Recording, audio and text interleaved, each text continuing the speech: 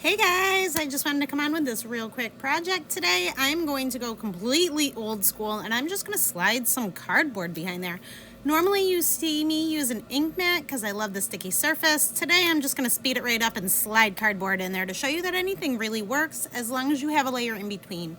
Second thing I want to show you real quick before I play this video is that this is one of our letter fonts, and you'll see at the bottom it has these little trademarks. Now if you line these trademarks up, that is where it's supposed to go. I like to do it side by side because it gives you a little more space in between, but if you do that you have to be aware of the cracks in between. So the safest way to do these fonts at first is just to follow those little trademarks. You see them right on the top and right on the bottom of every single letter, but they are so much fun and make things so easy to personalize. Check how quick this is. The hardest part of all of this was getting those letters lined up, guys. Oh, it's super simple. It offers all of your alphas, your numbers, and even some exclamation points and question marks and little things like that. Check this bag out. So cute.